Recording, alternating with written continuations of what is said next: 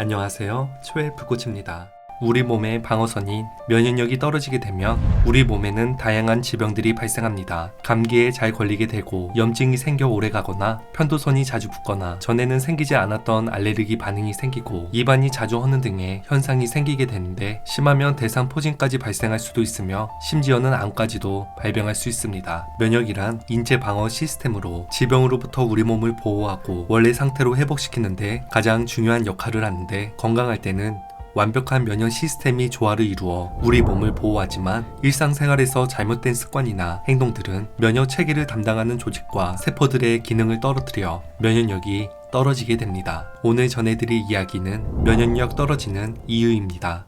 첫 번째는 단 음식과 음료입니다. 미국 임상영양저널에 따르면 하루에 탄산음료 3캔을 섭취하면 백혈구의 박테리아 박멸 능력이 크게 떨어지는데 과도한 설탕 섭취는 우리 몸의 면역력을 약화시키기 때문에 감기 등의 질병에 쉽게 노출될 가능성이 높아집니다. 콜라 한 캔에는 27g의 당 함유량이 들어있으며 콜라 2캔만 마셔도 세계보건기구의 1일 권장 당분 섭취량인 50g을 훌쩍 넘기고 단 음식은 혈당을 올려 인슐린 기능을 떨어뜨려 염증을 더욱 악화할 수 있습니다. 한국인의 당분 섭취량은 하루 평균 65g으로 평소 마시고 먹는 음식에는 많은 당이 함유되어 있으며 서울시가 시중에서 판매 중인 생과일 주스 19개 제품을 분석한 결과에서 평균 당분 함유량은 55g으로 콜라 한 캔에 들어있는 당분의 2배가 넘는 양이며 하루 한 잔 이상 과일 주스를 마신 여성의 당뇨 위험이 80% 높아진다는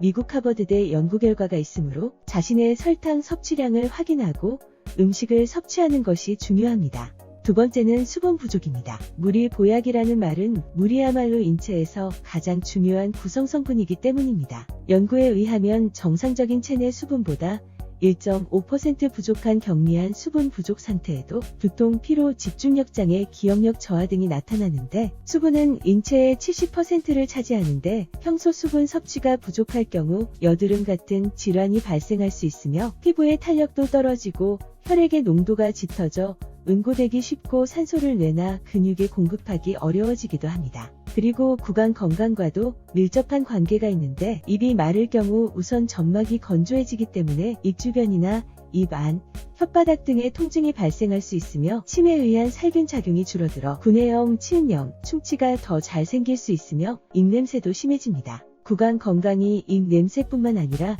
훨씬 많은 건강 문제와 연관이 있다는 연구 결과가 속속 나오고 있는데 연구에 따르면 입 안세균 등은 심장 건강과 신경장애, 종양 성장과도 연관이 있습니다. 특히 충치에 관여하는 일반적인 구강세균인 푸소박테리움 뉴클레아툼이 대장암의 성장을 촉진한다고 밝혀졌습니다. 또한 노르웨이 베르겐대 임상과학과 연구팀은 사망한 치매 환자 53명의 뇌 조직 샘플을 분석한 결과 환자의 96%에서 치주염 박테리아의 DNA가 발견되었습니다. 체수분을 유지해야만 면역력도 강화되므로 평소 충분한 수분을 섭취하는 습관은 반드시 필요합니다. 세 번째는 비만입니다. 인체에 외부 병원균이 침입하면 1차적으로 면역 시스템이 작동, 몸의 면역세포들이 이들 바이러스 세균을 잡는데 특히 면역세포 중 선천 면역의 주요한 역할을 담당하고 있는 호중구의 역할이 중요합니다. 쥐 실험 결과에서는 비만한 쥐의 호중구는 비정상적인 면역물질을 만들고 특정 단백질량이 적어 제대로 된 역할을 수행하지 못하는 것으로 나타났는데 미국 국립알레르기 및 감염병 연구소 보고에 의하면 비만인은 정상 체중인 사람에 비해 A형 독감 바이러스 감염으로 입원할 확률이 8.9배 이상 높은 것으로 조사되었습니다. 비만은 감염질환뿐 아니라 여러 가지 암의 발병 위험도 높이므로 지속적인 관리가 필요합니다.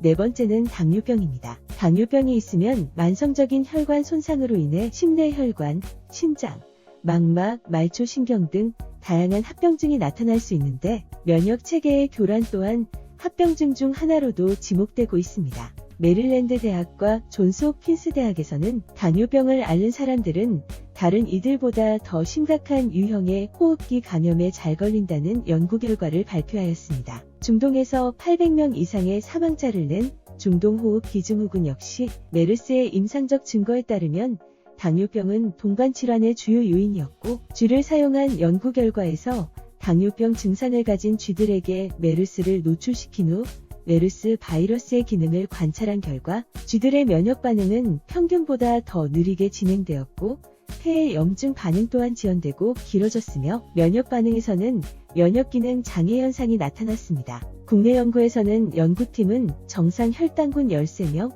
당뇨 전단계군 15명, E형 당뇨병 환자 21명의 혈액 속 NK세포 활성도를 측정한 결과 당뇨 환자의 NK세포 활성도는 768.01로 정상 혈당군과 당뇨 전단계군에 비해 현저히 낮은 수치를 보였습니다. 다섯 번째는 코 속이 건조할 때입니다. 감기와 추위는 직접적인 연관이 없지만 날이 추워질 때 감기가 유행하는 것은 건조한 공기와 깊은 관련성이 있습니다. 다소 지저분할지 모르지만 코 속에는 콧물이 있는 것이 좋습니다. 코 속이 너무 건조해지면 감기와 인플루엔자에 취약해지며 세균은 건조한 코 속으로 침투하기 쉬우므로 건조한 겨울철에는 집안이 건조하지 않게 항상 가습기를 사용하는 것이 좋으며 몸에 자꾸 열이 올라오게 되면 코점막이 더 건조해지기 때문에 밤새도록 잠 안 자는 것, 술이나 야식, 과도하게 맵고 양념이 많이 들어있는 음식 섭취를 자제하는 것이 좋습니다.